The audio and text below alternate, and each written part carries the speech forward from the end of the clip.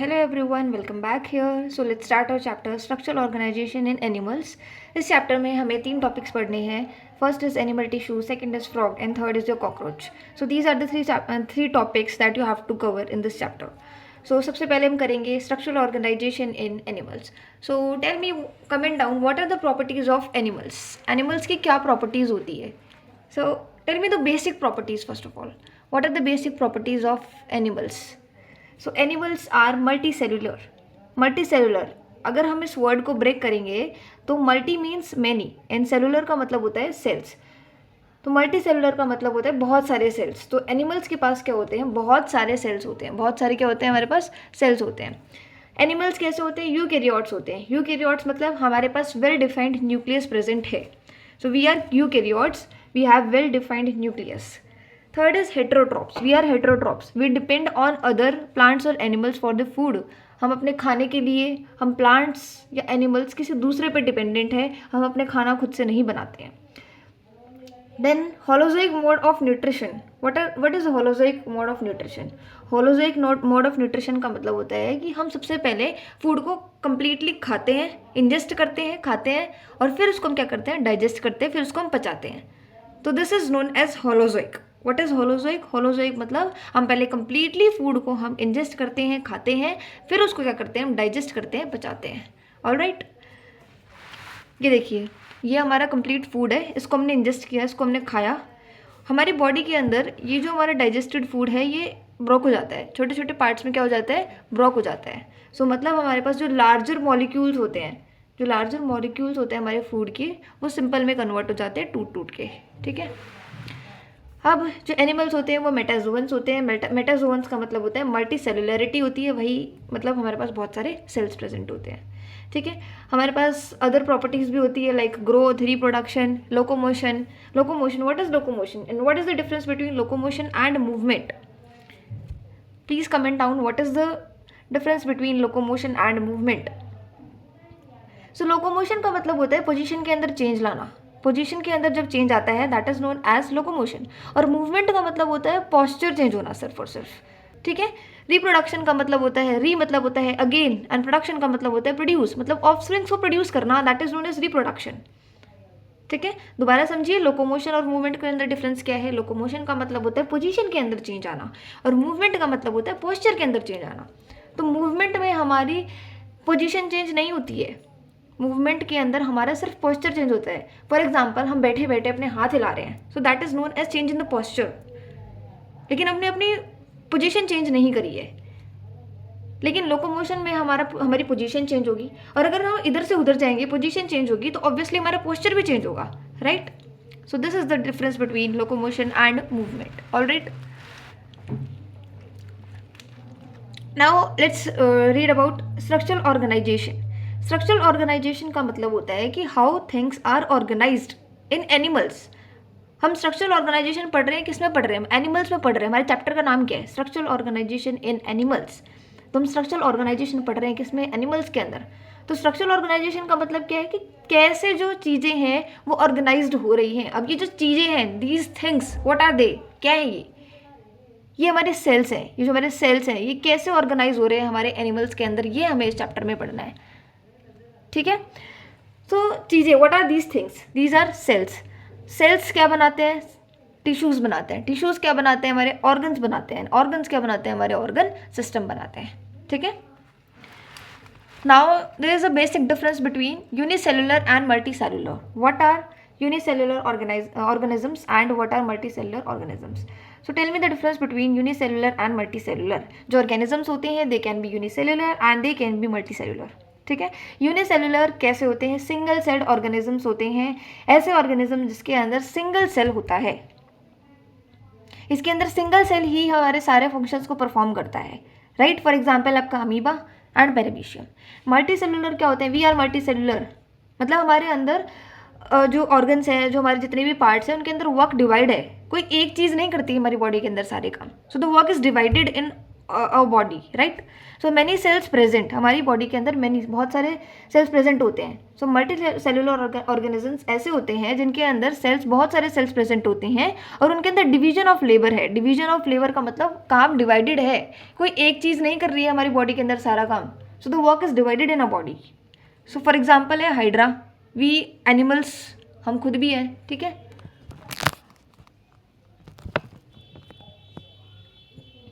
ये देखिए, unicellular organisms के अंदर they perform all the activities like digestion, reproduction etcetera necessary for its survival by a single cell. जितने भी functions होते हैं यूनिसेलुलर ऑर्गेनिजम्स के अंदर, जैसे कि डाइजेशन, रिप्रोडक्शन, ये सारे के सारे जितने भी नेसेसरी होते हैं, नेसेसरी चीज़ें होती हैं सर्वाइवल के लिए, they all are performed by a single cell only. लेकिन मल्टी सेलुलर ऑर्गेनिजम्स के अंदर बहुत सारे सेल्स काम करते हैं. The work is divided.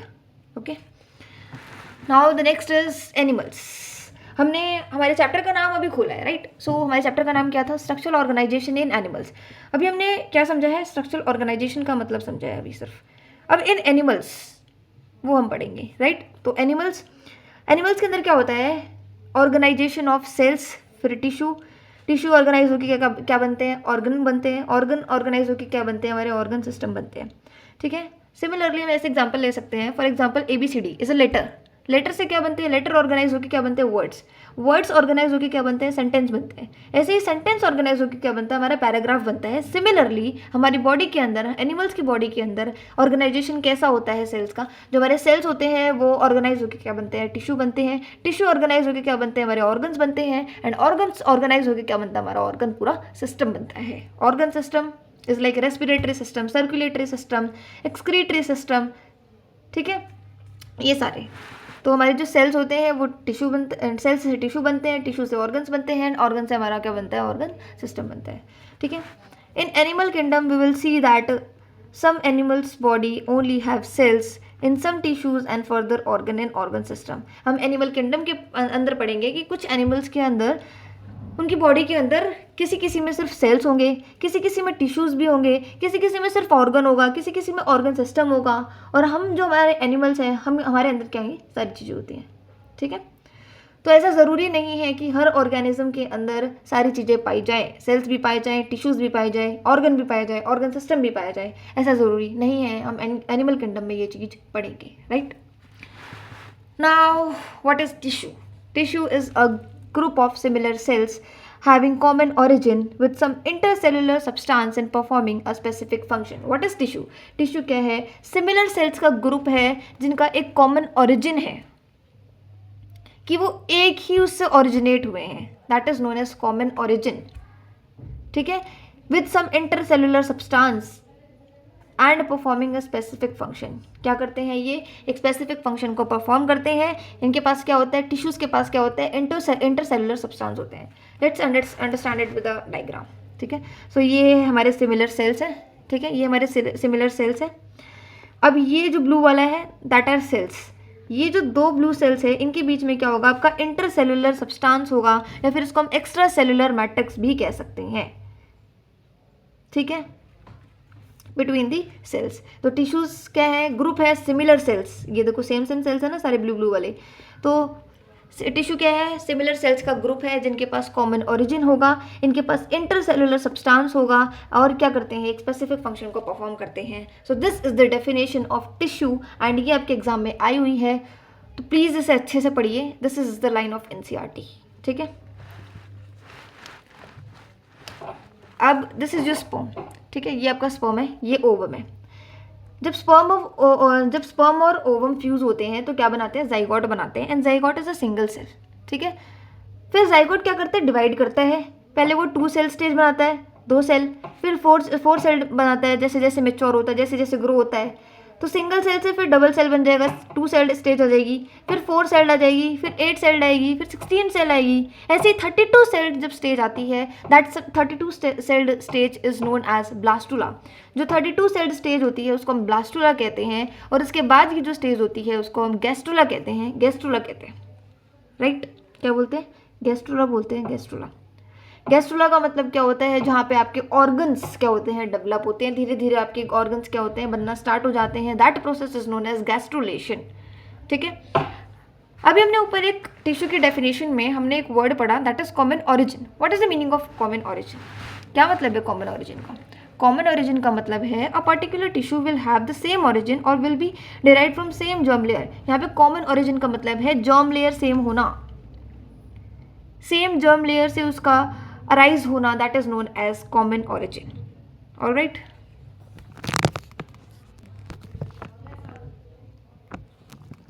अब हम थोड़ा सा जर्म लेयर के बारे में पढ़ लेते हैं. ठीक है,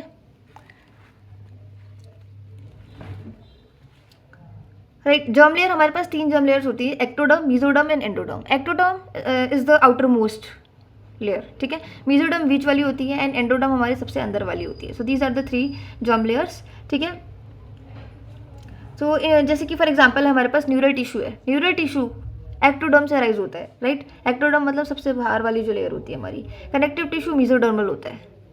ठीक है, न्यूरल टिश्यू कैसा होता है? एक्टोडर्मल होता है. कनेक्टिव टिश्यू कैसा होता है? मेसोडर्मल होता है.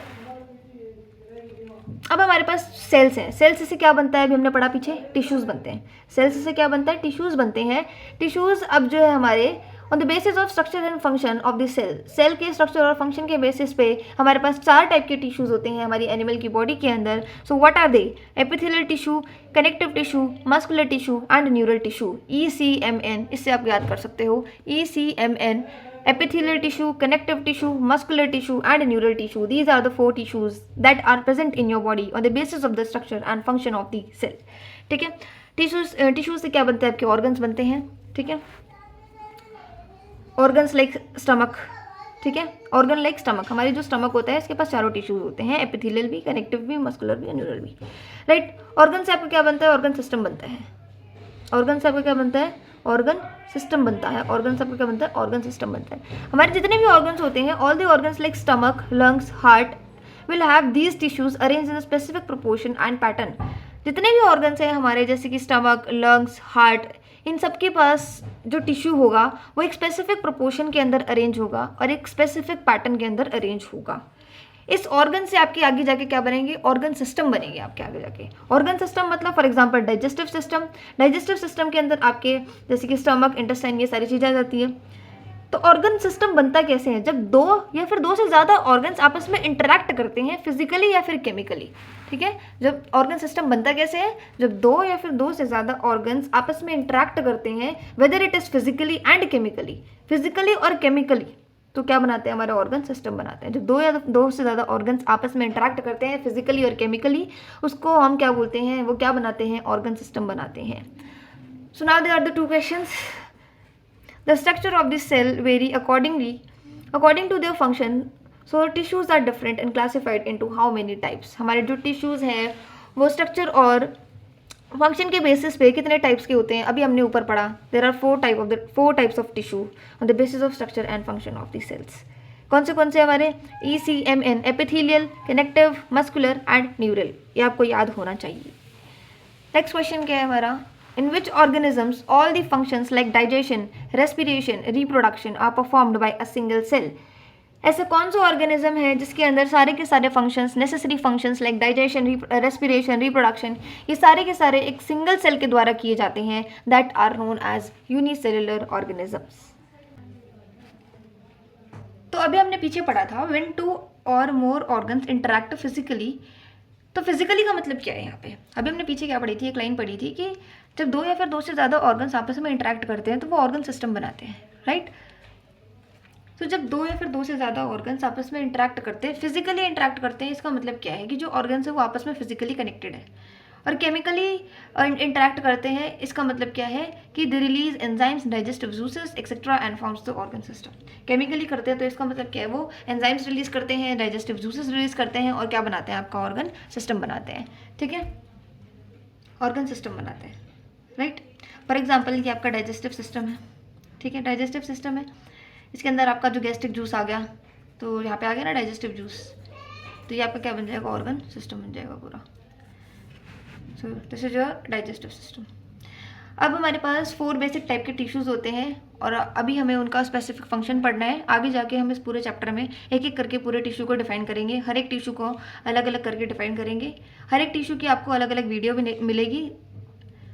तो चलिए पढ़ते हैं. हमारे पास 4 बेसिक टाइप के टिश्यूज़ होते हैं। पहला है आपका एपिथेलियल टिश्यू। एपिथेलियल टिश्यू किस में हेल्प करता है? आपकी कवरिंग में, लाइनिंग में, डिफ्यूजन में, सिक्रीशन में और एब्जॉर्प्शन के अंदर। अब what is the basic difference between covering and lining? Covering और लाइनिंग का बेसिक डिफरेंस क्या है? फॉर एग्जाम्पल ये आपका ग्लास है, सो कवरिंग कैसे होती है? बाहर से होती है, और लाइनिंग कैसे होती है? अंदर से होती है।